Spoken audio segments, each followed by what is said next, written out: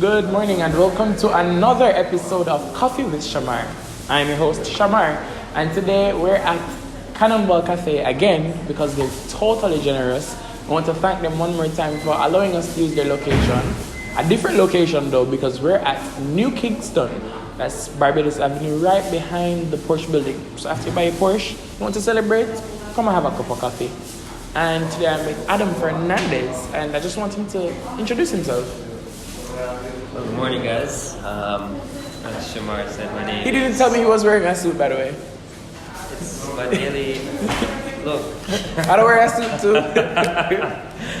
So right, my name is Adam Fernandez. I'm a financial advisor as well as director of the event brand Fet Republic. You guys may know that carnival. I don't know. Yeah. Who doesn't? Yeah. Alright, so we have an interesting program planned for you, episode. It's about your savings. And the other day I saw on Adam's Instagram a picture of a pig, and he was very deprived, and it was titled, it was captioned, "Did COVID raid your savings?" And that's what we're going to be talking about today. How can you make money? How can you earn money? How can you maintain this money that you're earning? Are you investing? Are you opening regular bank accounts? What are you doing? But before we go into our topic, we always do something fun. This fun thing is called What Would They Do? So I'm going to give Adam some scenarios with some celebrities, and he's going to tell me what the celebrity would say or do. And I want to thank my friends from Miss Jam who gave me some of these suggestions. So the first one is, what would MJ, Michael Jackson, say if you tickled him? I'm not answering. You're not not you, but like if he was tickled. I didn't know what to do. It's like, I know what you would say. So say it. I'm definitely not doing that show. It's not cooperating, That was guys. funny though. That was funny. I like that. It's not cooperating, guys, and it just started. Alright, what would Beanie Man or Bounty Killer say if they met Rihanna? The Bounty Killer. What would he say if he met Rihanna? We know what he said. He What said, you Riri. Do you see me? Right. What would Masika say if he realized his girl was cheating on him? Ooh, I should know this. Yes, because you're an avid Masika I've been on a listener. Masika vibe lately, yeah. I'm having a brain blackout right now. So we can get back to that later. Alright. I promise you I'll answer that later. What would Spice say if she saw a guy that she liked? You don't like.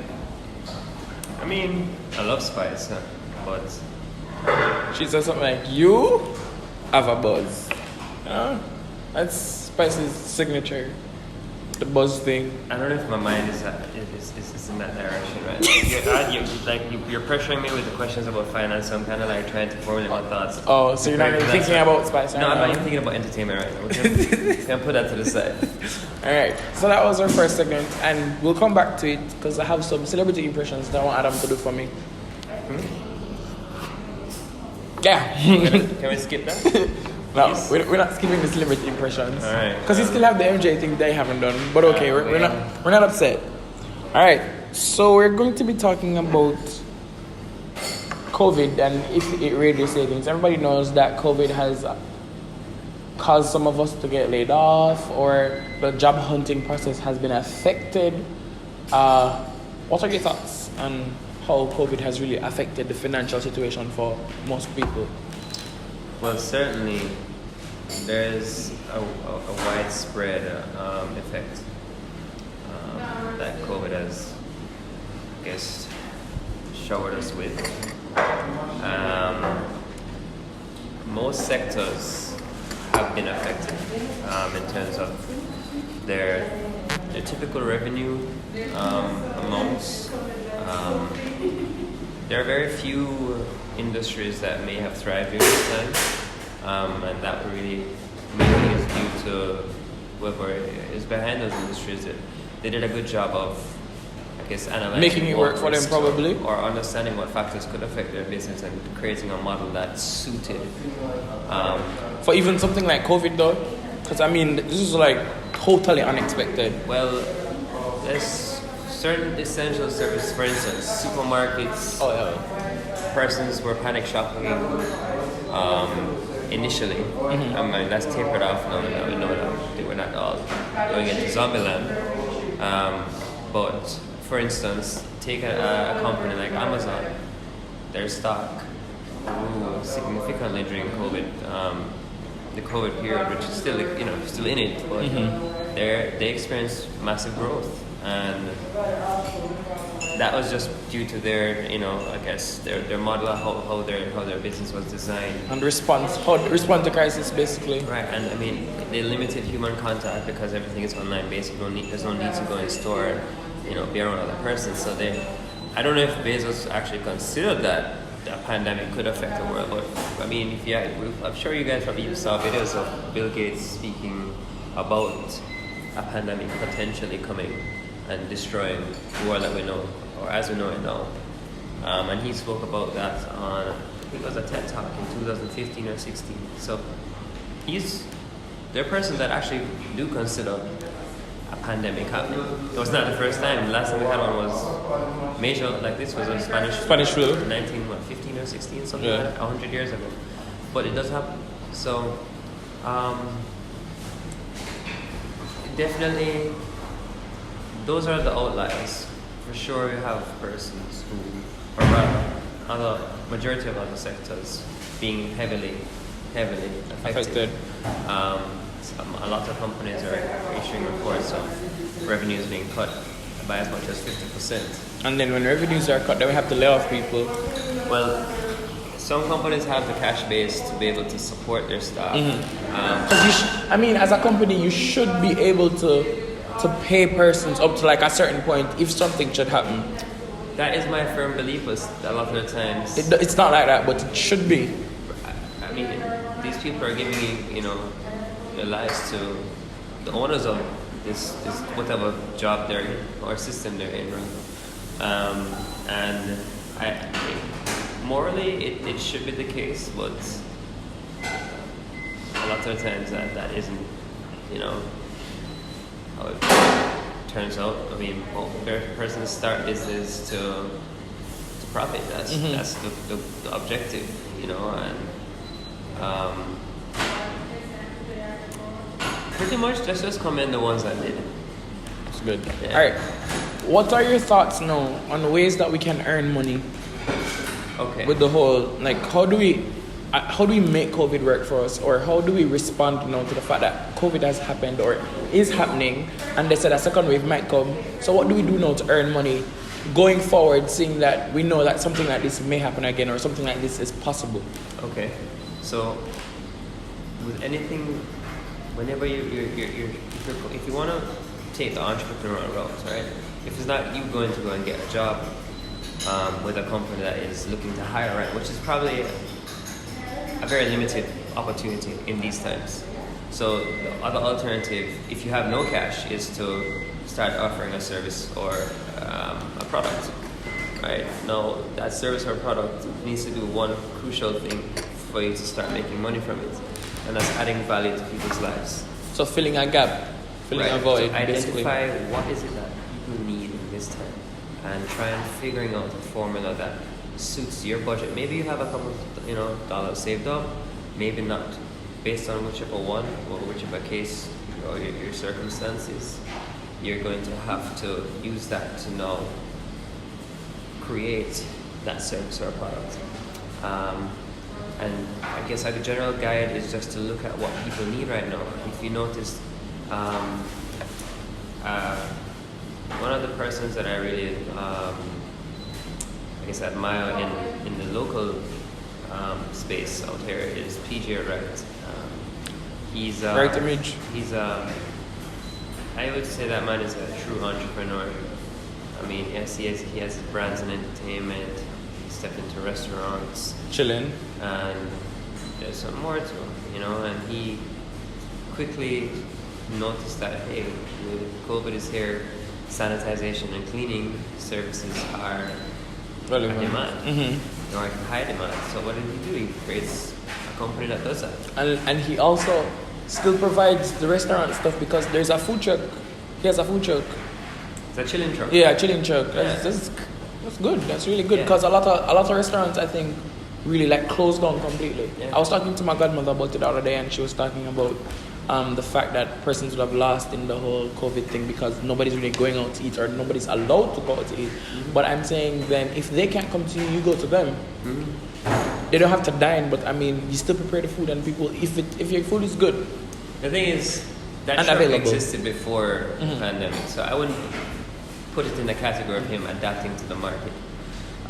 But another example for someone who probably has a smaller budget is, or no budget at all, is we know that masks are mandated, right? So we want to buy some material. Maybe if you can't sew yourself, you contact a seamstress or a tailor, and you guys work out a deal. Maybe you say to the guy, hey, listen, I can get these masks sold. Right? I just need to make them, and you do whatever profit or whatever. Now, one thing you guys have to also understand that in business, there's no instant gratification. So if you're looking to get rich or to get rich quick. make a load of money from starting with a zero budget, we're in a pandemic, it's probably not going to happen for you.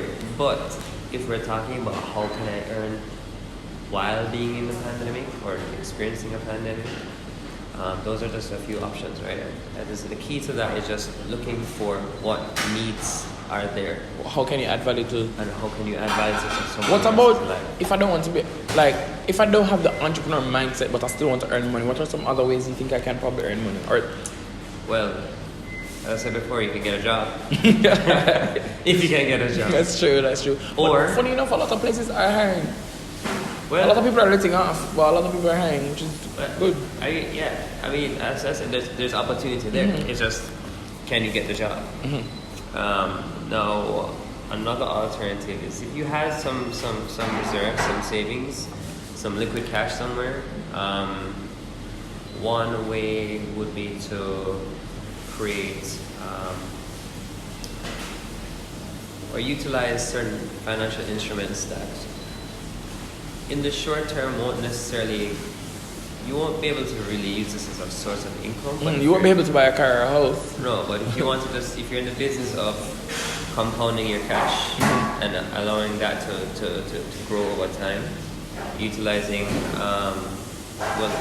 our parents are probably a bit more familiar with mutual funds, but a popular new strategy that the financial sector is offering is the benefits of a segregated fund. What's a segregated fund? So a segregated fund is a pooled fund which includes or incorporates several different asset classes within that fund. And those asset classes can take the shape of an equity fund or a stock fund. So what that fund will do, any money that's put into that particular equity fund, the company has holdings in certain other stocks. So it was spread across several different companies. It's not like taking up your money and saying, I'm going to go and buy a share in a particular group or a particular business. Your risk is spread across several different companies, so that if one company was to tank for whatever reason, even though the segregated funds, they're managed by professionals, so they're not necessarily looking at companies that are set up to fail. They're looking at strong. So like research is done and like Definitely, it's a whole very calculated process. It's not a gamble. It's not a quick decision. Or World Ventures or. Well, what's wrong with World Ventures? No, I'm just saying. Oh, okay. Well, I actually don't bash World Ventures. No, I'm not. Not that I'm involved with World Ventures. Disclaimer, I'm not bashing World Ventures. I just I believe in network marketing, so I think that's actually a pretty decent way of thinking about it. If you want to have a business set up that's low cost, it doesn't necessarily need to be World Ventures, but if you're driven and has that desire to own something of yours a network marketing business or company is a great way to get a start, right? Because you have very low overheads, even though you will have overheads, but they're low in comparison to setting up a shop or creating a studio or starting a wholesale. You know, that is actually a very good way, to be honest. If you have the overhead cash, you know, to be able to cover your costs, because there is monthly fees just like any other business. It's just that this is a lot cheaper to do, and you get great support from leaders that are already a part of those systems. So for those reasons, that's why I said I wouldn't, you know, necessarily look at World Ventures and say, maybe World Ventures model is not the best model for network marketing out there, but it's an option. Right. All right.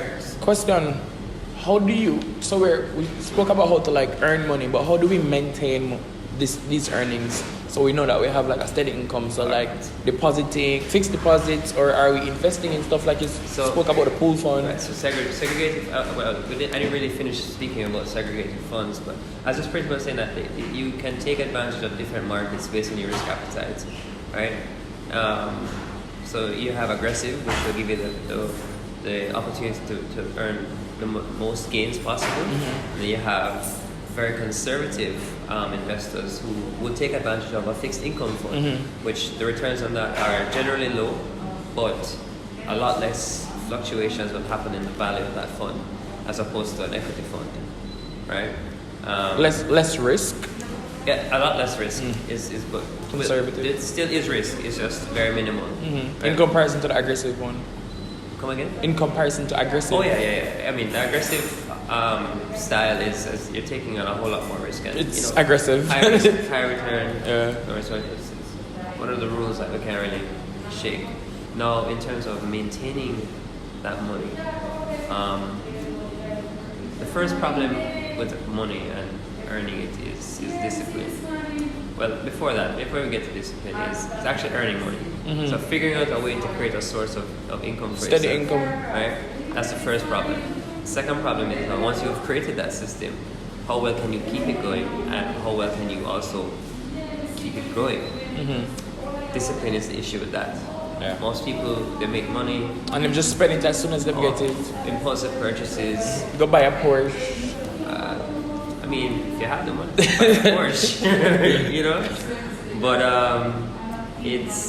discipline is definitely a problem, and there's several things that you can do to help reinforce that discipline.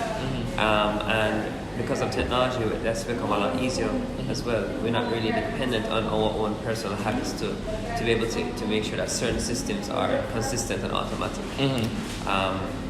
For instance, the same segregated funds I was saying about, there's different ways that those plans can be tailored to ensure that your access to that cash in the short term isn't 100% liquid. You have to kind of put a barrier there to say, hey, no, Shamar, I understand that you want something, but go find the money elsewhere. This is not for that purpose. Leave this for something else. You else. need to identify and create different purposes for different types of or sums of cash that you have. And the other important factor, which is maybe even more important than putting your money into a fund, is creating a budget for yourself. Budget. Right? And what I mean by creating a budget is not just throw some numbers around in your head and I know I need to pay that, I need to pay that, I need to pay that every month.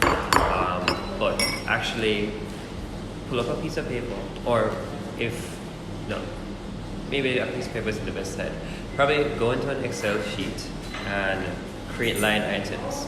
And you're going to write down, first thing is, what fixed expenses do I have? What are the costs that are associated with my lifestyle that I know will come every month? Like rent and light and utilities. Right, the basics.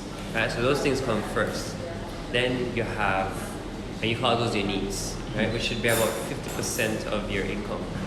Right? Generally speaking, no, of course, if you're earning large amounts, the ratio will go down, right. Percentage. But that is the top priority. right? And in those needs as well, debt reduction should, as a matter of fact, debt reduction should be at the top of the list. So if you have any debts, you need to be clearing those debts. Like loans and stuff. Right.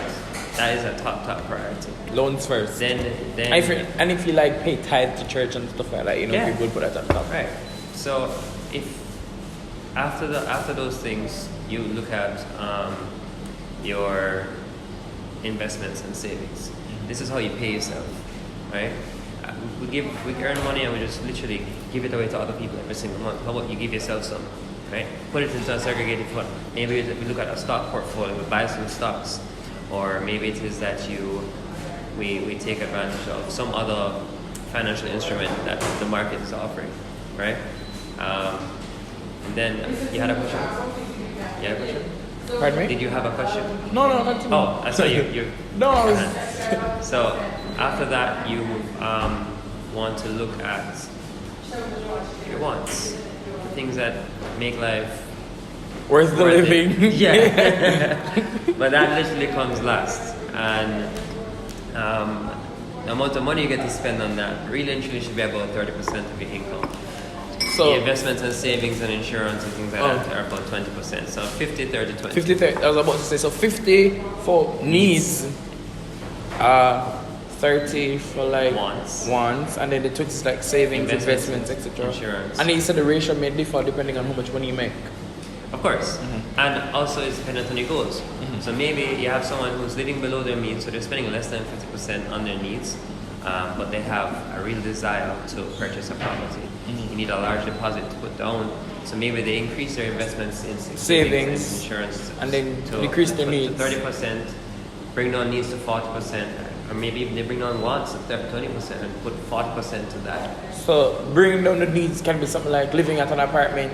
Like you pay less rent. Lifestyle changes. Mm-hmm. So if you're really like, I'm paying too much for rent, you move. Mm-hmm. You know, or maybe even though you can afford more, but you have a goal that you want to meet. Right. So you just so or maybe when you go grocery shopping, right? Maybe you have certain things that you know you like. Maybe you change up a bit. Mm-hmm. You know, maybe you buy the more affordable options. So you buy a cheaper bread. Yeah, yeah, pretty much. You buy a shorty over giant. Right.